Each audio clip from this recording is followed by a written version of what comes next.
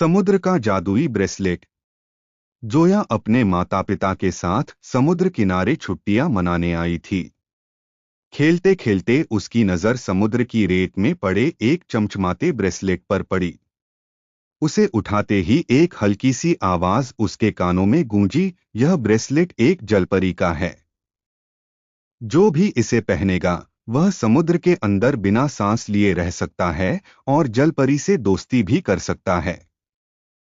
जोया को यह बहुत ही मजेदार लगा और उसने बिना कुछ सोचे विचारे ब्रेसलेट अपने हाथ में पहन लिया। ब्रेसलेट पहनते ही आसपास का माहौल बदलने लगा। समुद्र में से एक चमकीली रोशनी आई और उसके सामने एक छोटी सी जलपरी प्रकट हो गई। जलपरी का नाम मेरीना था। नमस्ते जोया, मेरीना ने मुस्कुराते हुए कहा। यह ब्रेसलेट हमारे परिवार का है, लेकिन कुछ साल पहले एक समुद्री राक्षस ने इसे चुरा लिया था और उस पर जादू कर दिया था।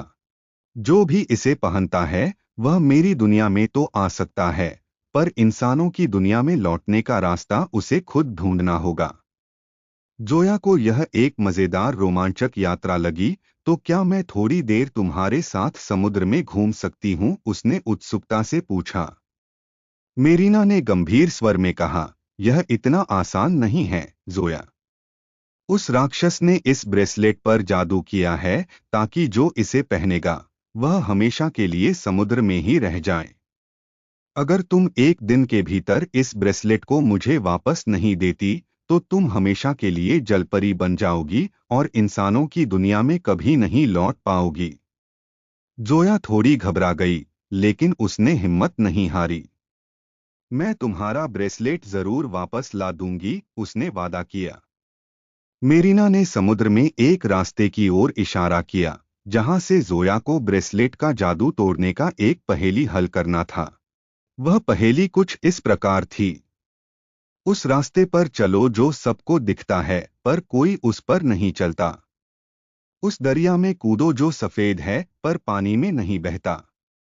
जोया समझ गई कि उसे समुद्र के नीचे वाले चमकीले पत्थरों और सफेद मूंगों कोरल्स के पास जाना है। जैसे ही वह वहां पहुंची उसने देखा कि एक बड़ा और खतरनाक समुद्री राक्षस उसका इंतजार कर रहा था। राक्षस गरजते हुए बोला, तुमने मेरे ब्रेसलेट को छूने की हिम्मत कैसे की, छोटी इंसान? जोया ने डर के बावजूद जवाब दिया, यह ब्रेसलेट मेरीना और उसके परिवार का है। तुमने इसे चुराकर गलत किया है। राक्षस ने कहा, अगर तुम इसे वापस चाहती हो तो तुम्हें एक और चुनौती पार करनी होगी। मुझे एक ऐसा खजाना ढूंढकर दो जो समुद्र में है पर किसी ने कभी नहीं देखा। जोया ने अपनी बुद्धि लगाई और समझने लगी कि यह खजाना असल में दोस्ती है, वह चीज जो उसने मेरीना के साथ बनाई थी।